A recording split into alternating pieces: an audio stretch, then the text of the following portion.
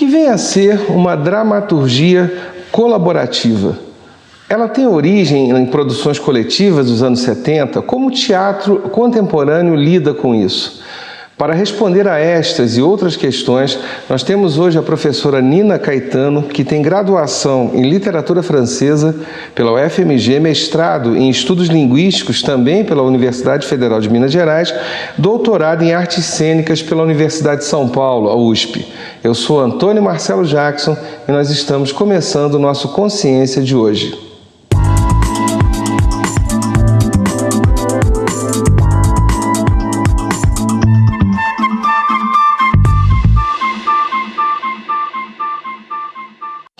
Bom, Nina, antes de mais nada, muito obrigado pelo tempo, esse corre nosso aí entre aulas e pesquisas e uma série de coisas. E já conversamos várias vezes na preparação para esse programa, para essa entrevista, e eu queria, como diz o outro, vamos pensar sempre pelo começo, não tem outro jeito, né? O que é dramaturgia colaborativa? O que isso tem a ver com essa criação coletiva que veio antes? Como é que isso surgiu até para a gente entender o teatro contemporâneo hoje? Essa importância desse tipo de ação no teatro. Como é que isso funciona? Especificamente, a dramaturgia colaborativa ela faz parte de uma coisa maior, que é o que a gente entende como processo colaborativo, que é uma metodologia de criação que vai surgir a partir da década de 90 como um retorno, eu acredito, de uma determinada dinâmica anterior a ela, né, um método de criação, digamos assim, muito frequente na década de 60 e na década de 70 também, que é a criação coletiva, né? Me parece que o contexto do processo colaborativo ele é muito importante para a gente entender o que então, a necessidade dele, por que ele surge novamente, né, de onde que ele vem. Né? Porque, me perdoe te interromper, mas é porque para o leigo, e aí vamos lá, eu sou um leigo no teatro, adoro teatro, mas o meu entendimento sobre essa teoria é muito pequena, nenhuma praticamente, é você imaginar que alguém está lá fechado no seu escritório, na sua biblioteca, escreveu uma peça e passa para um diretor, para atores representar. E aí, de fato, eu já ouvi essa coisa dessa criação coletiva, quer dizer, de repente várias pessoas estão interagindo ali e produzindo isso. Eu acho que a grande diferença é essa. Né? Quer dizer, que cenário, eu queria perguntar a vocês, primeiro, para a gente cair na dramaturgia colaborativa. Sim. Como é que surge essa criação coletiva? Por quê? A partir das pesquisas que você já fez, por que isso surge? Então, a minha tese de doutorado, né, a discussão dela vai ser justamente a dramaturgia colaborativa. Ou especificamente, que tipo de texto surge quando pessoas se reúnem para criar em sala de ensaio, juntas, uma obra que não existia antes. Né? Esse texto ele vai, de algum modo, guardar as marcas desse processo. Né? Esse sistema é um sistema, como eu chamei, polifônico, em que você tem a presença de diversas vozes. Essas vozes elas vão estar presentes na textura, na superfície do texto resultante, ou seja, você olha para o espetáculo, você percebe os traços dessas diversas vozes ali. Essa polifonia, então, ela é presente como linguagem, como matéria cênica. A minha questão era essa. Né? Então, para poder discutir isso, a primeira coisa era olhar para as criações colaborativas, né? Que é um processo absolutamente contemporâneo. E depois tentar entender de onde que essa criação colaborativa vem. Então, qual que é o contexto histórico atual e o contexto histórico anterior, recente, que permite esse processo, então, surgir, né, no Brasil, especificamente falando. Então, o que a gente tem? A gente tem, na década de 60 e 70, um contexto político conturbado, na América Latina especificamente, em função das ditaduras, que ocorrem na América Latina inteira. Então, não é à toa que que a criação coletiva ela vai surgir como manifestação cultural em toda a América Latina, coisa que permanece depois até hoje. Era uma espécie de busca de liberdade mesmo. De liberdade de criação correspondendo a uma ideia de revolução política e social. Né? Então, do mesmo modo que havia no plano político e social essa ideia de uma revolução ou de uma oposição à ditadura, né? De se encontrar estratégias de poder falar, a criação coletiva ela vai atender a essa mesma ânsia de poder colocar o meu discurso. Entendi. Né? Então, ao invés de eu pegar obras que já existem, que vão dizer de outras realidades, né, às vezes de tradições que são eurocêntricas, por exemplo, não tem nada a ver com o discurso atual, ou seja, com aquilo que pretendemos falar hoje para as pessoas que vivem em nossa sociedade. Eu vou e crio aqui, eu vou e crio isso que me permita dizer. As minhas necessidades, tá? Perfeito. Né? Então, ao invés de eu pegar um Shakespeare, que eu poderia até, num certo sentido, até de dizer através dele, eu prefiro criar alguma coisa que seja a minha voz. Então, é esse movimento que, de algum modo, faz surgir a criação coletiva, tanto no Brasil como na América Latina como um todo. Isso foi fortíssimo nos anos 60 e 70. Nos anos 60 e 70. Na América Latina, por incrível que pareça, isso continua, e isso, no certo sentido, progride e evolui. Né? Então, de um certo modo, nas Américas, nos outros países da América Latina, por exemplo, Argentina, Colômbia, são países que vão continuar trabalhando em sistema de criação coletiva e vão chegar em lugares muito parecidos com o processo colaborativo no Brasil, em especificidade de funções, a gente vai falar mais disso, né? No Brasil acontece outra coisa. No Brasil acontece quase como um cansaço da criação coletiva. Então, na década de 80, você tem quase que uma morte dos grupos teatrais, que são os grandes responsáveis pela criação coletiva, justamente porque ela tem essa dinâmica de ordem coletiva, o grupo é o habitat natural dela. Certo. Então, acontece quase como um perigo de extinção dos grupos, a maioria deles corre esse risco, muitos deles morrem, de fato, e aí você tem uma década de encenadores. Você começa a ter propriamente, talvez, a descoberta da linguagem cênica no Brasil, de fato. Pela primeira vez, você começa a ter, ainda que seja a partir de modelos americanos e europeus, você começa a ter a exploração da linguagem material cênica. O teatro não é mais visto como literatura.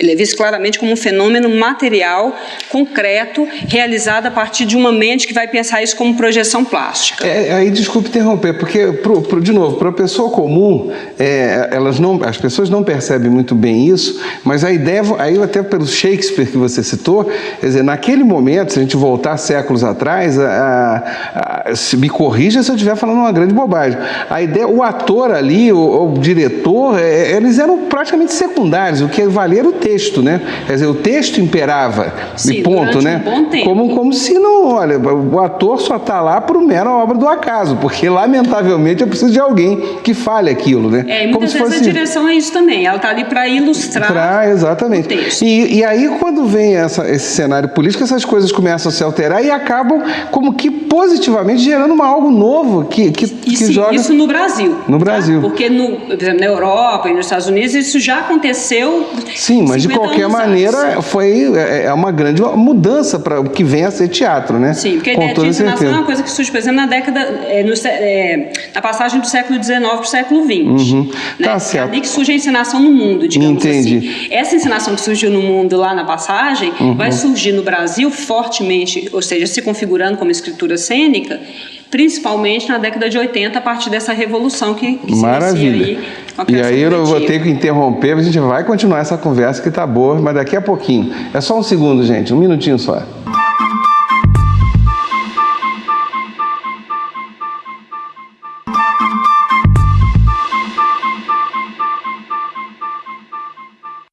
Bom, a gente está de volta aqui com Consciência com a professora Nina Caetano. Nina, vamos lá. Então, década de 80, no Brasil, há essa grande mudança e vamos continuar por aí, que a conversa está boa. Quer dizer, aí o teatro passa a ser, por favor, eu vou usar a expressão de leigo, um teatro com T maiúsculo. Quer dizer, ele como que realmente ele se torna objeto dele mesmo, estudo, quer dizer, o ator, o diretor, o encenador, tudo passa a ter uma nova função e novas preocupações, né? Na verdade, a gente já digamos, teatro com T, né, já que maiúsculo, já que você usou esse termo, me parece que era uma coisa que a gente já poderia pensar até em criações anteriores. Né? A gente tem grupos muito importantes da década de 60 e 70, por exemplo, que fazem coisas maravilhosas. Então, não é que o teatro, ele vá ganhar profissionalismo, digamos assim, na década de 80, mas começa a haver uma outra coisa que eu acho que antes não havia, que talvez uma ligação com o seu próprio tempo. Tá.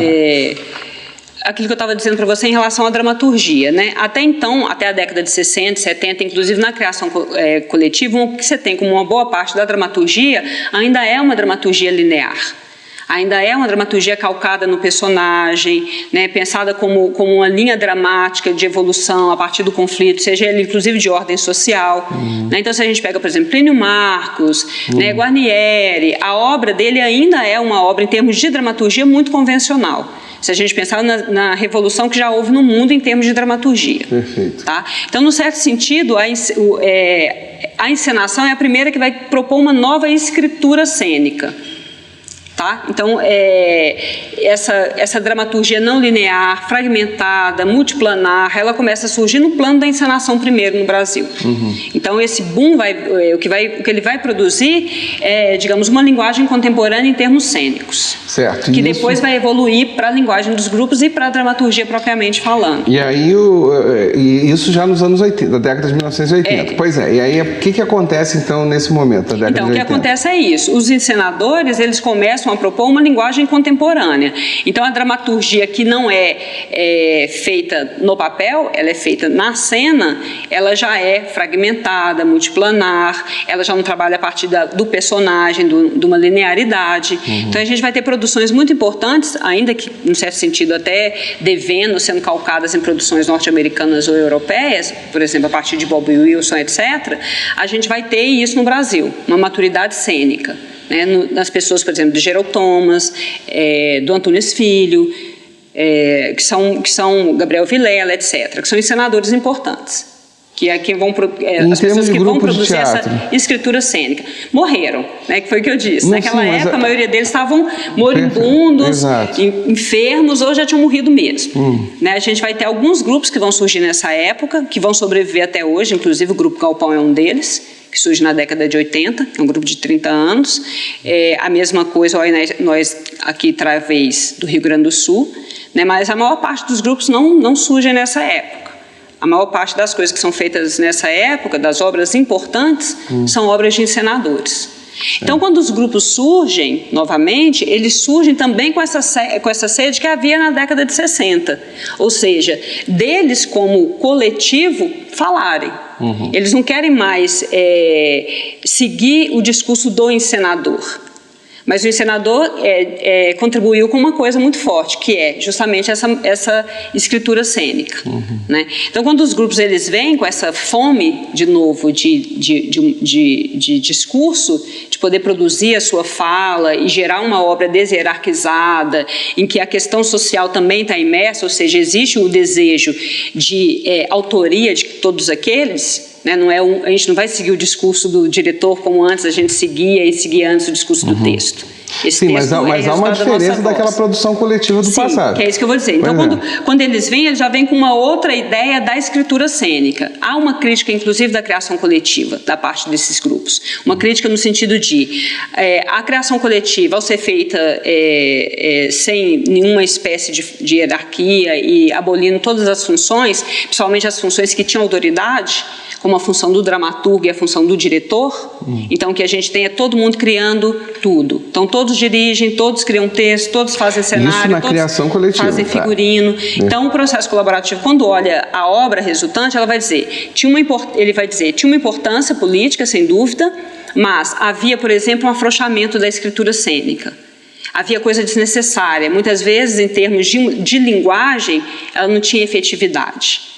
E nós queremos essa efetividade. A gente acha que o discurso ele só vai ser eficaz se a imagem cênica dele for concreta. Então, peraí, se eu estou compreendendo bem, então a ideia da dramaturgia colaborativa tudo bem, a criação coletiva foi extremamente positiva, ninguém está discutindo, há um salto de qualidade aí, porém, perdemos alguma coisa na medida que todos falavam ao mesmo tempo. Porque nem todo mundo vai ter talento para escrever, nem todo mundo vai ter talento para dirigir ou para criar um cenário, ou para o desenho. Né? Essas coisas. Então, ou seja, a dramaturgia colaborativa todos falam, porém com papéis mais ou menos previamente definidos. Quer dizer, onde olha, eu quero ouvir você porque você é um excepcional cenógrafo, então o outro é o ator, o outro é o diretor, seria isso, então? A grande distinção da criação coletiva por processo colaborativo é justamente a definição de função. Né? Talvez seja o eixo principal do processo colaborativo. A ideia de que estamos todos numa sala de ensaio, né? Não há hierarquia, você não manda porque você é o diretor, você tem uma atribuição específica, você vai criar a partir do olhar da direção e então você vai ter responsabilidade sobre a escritura cênica como um todo, como o outro vai ter responsabilidade do texto, como o outro é responsável pela iluminação.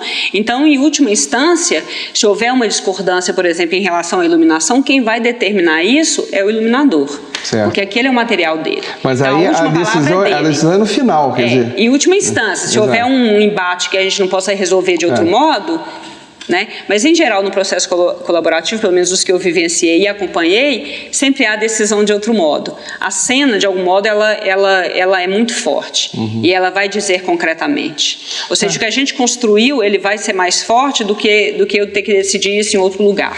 É como se dissesse assim, olha, vamos discutir aqui, mas no final, quer dizer, se existir esse impasse, tem alguém cuja função já está previamente definida, ele vai decidir. Até porque ele tem experiência com isso, ele tem treinamento para isso. Sim, mas por que muitas vezes não chega nesse impasse? Porque justamente esse sujeito como criador, ele já vem contribuindo na feitura ao longo de todo o processo. E na criação dessa textura cênica ao longo de todo o processo. E todos vão absorvendo aquilo e também vão interagindo dialeticamente. Fazem isso também. Com certeza, a dramaturgia ela é fabricada aí, no calor da sala de ensaio. Certo. Assim como a cenografia é fabricada aí, a encenação propriamente falando, a interpretação, tudo isso é fabricado nessa polifonia de vozes. Entendi. Né? Nesse cruzamento de todos. Os materiais. Certo. Nina, olha só, o papo foi fantástico, adorei mesmo, de verdade. É lógico que a gente vai ter que marcar outras conversas aí, eu acho que essa parte de teatro a gente tem que explorar mais, enfim. E te agradecer por ter separado esse seu tempo aí pra gente. Pra mim foi um e vamos marcar outras vezes aí, tá? Sim, tá bom? Com certeza. Gente, muito obrigado, espero que vocês todos tenham gostado, como eu gostei. Até o nosso próximo Consciência. Um grande abraço. Tchau, tchau.